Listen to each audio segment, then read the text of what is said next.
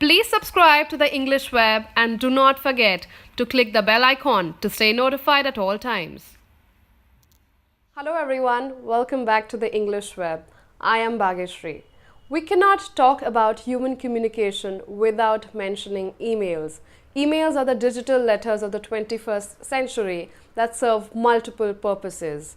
Both emails and letters share a similar format. And since we give a lot of attention to the introduction, body and conclusion and very little attention to how an email is closed, I thought I should do a video on the usage of each of the following closings and tell you how each of them should be appropriately used. But before I start, I would like to tell you one thing.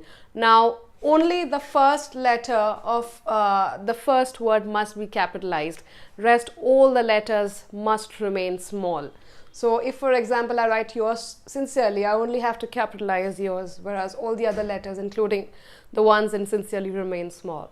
So let's get started talking about where yours sincerely is used. Now, yours sincerely is a closing that you use when you know the name of the person you are writing the letter to, but do not know the person well. You may just know, for example, Dear William or Dear Tim. You know the name of the person, which is when you write yours sincerely. It's a professional closing, which means you have no other bond with that person. So that is when you use yours sincerely. Coming to the second one, which is yours faithfully. Yours faithfully is used when you use sir or madam in your salutation, which means you do not know the person you are addressing the email to. So that is the only time you must use yours faithfully. Again, it's a very professional closing and you use when you don't know the person in any way. Coming to best regards. Now, this is one of my personal favorites, but be careful to use this only when you know the person well, which means you should know the name of the person as well as the person himself or herself. I must have a good equation with that person to be able to use best regards, which is a friendly closing. So you can use it for your colleague, your friend, or any family member, both in formal and informal context. You can use this, but keep this in mind. Don't use this when you do not know the person you are addressing this email to very well. So yeah, coming to warm regards. Now, warm regards is okay. Before that, best regards can also be best wishes can be used in place of best regards. Both are interchangeable. So yeah, any one of them is fine. Coming to warm regards. Now, warm regards is slightly less personal than best regards, but at the same time, you are showing respect and you know the person you are addressing this to. So it ensures that there is respect and politeness enclosed with your email. So that is when you used warm regards. Then you have kind regards. Now, kind regards is a slightly more professional term for best regards. You know the person by name, but you may not share a very good friendship or bond with that person, to just use best regards.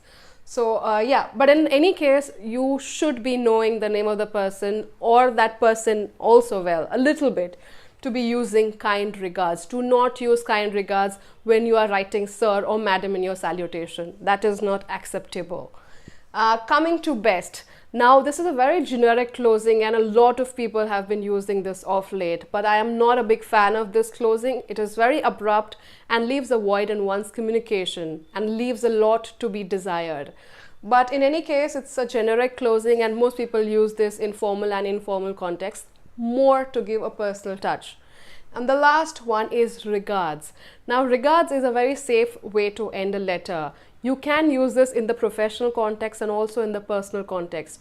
But if it's a personal context, I would rather you use best regards, since you know that person quite well if it's personal. Otherwise, regards is again a very nice way to end the letter. It ensures that you have conveyed the message very respectfully.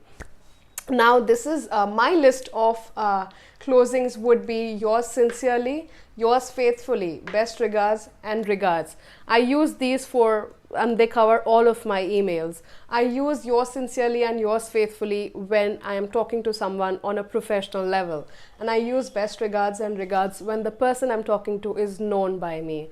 If I know the person very well, I end it with best regards, or else I end it with regards. So this is my preferred list of closings, and I hope you found this video useful, and this will help you draft your emails better in the future. If there's any doubts over what I said in today's video, please do not hesitate to leave your doubts or queries in the comments below. Do not forget to subscribe to the English Web. I shall see you guys soon. Goodbye.